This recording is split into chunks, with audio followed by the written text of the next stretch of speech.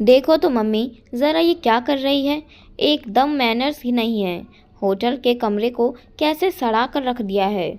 उस दिन खुराना साहब थोड़ी देर के लिए कमरे में आ गए थे। बस माताजी जोश में आ गई। इशारा भी समझने को तैयार नहीं होती हैं। अपनी रस्तियों से बंधी पुटलियां उन्हीं के आगे एक के बाद एक खोलती जा रही थी और ज़बरदस्ती खिलाई जा रही थी। अब उन्हें कौन समझाए। हर जगह उनके घरेलू लड्डू मठरी पसंद नहीं किए जा सकते, पर नहीं, उन्हें तो अपनी मनमानी करनी ही होती है। तुम तो मुंह में दही जमाकर बैठ जाते हो। मैं पागल की तरह बकर बकर किए जा रही हूँ। तुम ही बताओ, उस दिन तुम्हें शर्म नहीं आ रही थी जब वो हाथ से अचार निकाल कर मठरियों पर फैलाकर डॉक्टर धीर को दे रही थी। हाँ तो क्या हुआ, वो तो बड़े चाव से मांग मांग कर खा रहे थे। तो क्या बुराई करते हुए खाते।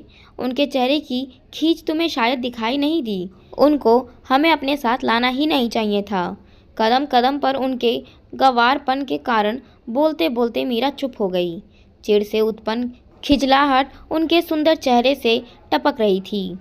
अब तक शांत रंजीत ने उनका हाथ पकड़कर अपने पास बिठाया और समझाया, जब मैं छोटा था मुझे प्राभाविक शिक्षा किसने दी? इसी माँ ने। जब मैं चलने में लड़खड़ाता था, उंगली पकड़कर कौन सहारा देता था? मेरी यही गंवार माँ। सबसे बड़ी बात, उस सुदूर छोटे से गांव में, उस देहाती परिवेश में रहकर भी मुझे इतने ऊंचे लेवल तक पहुंचाने का सपना किसने देखा? मेरी इसी माँ ने। उस जमाने में मेरे लिए उन्होंने बहुत आगे के सपने बुने थे। उसने अचानक मीरा की ओर देखा। वो अश्रुपूरित नेत्रों से उनकी बातें सुन रही थी। आश्वस्त होकर वो बोल पड़ा, अब दुनिया बहुत आगे चली गई है, पर हमारी माँ अपने उसी समय में घूम रही है और हमें तुम्हें गंवार लग रही है। ऐसे में हमारा क्या कर्तव्य है, ये अब तुम ही बताओगी। मीरा बहुत शर्मिंदा होकर बोली, तुम सच कह रहे हो।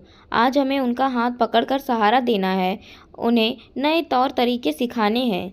तभी बाहर कुछ हलचल सुनाई पड़ी। क्या देखते हैं, बाहर कॉरिडोर में अम्मा कुछ विदेशी बालाओं से घिरी खिलखिला रही थी।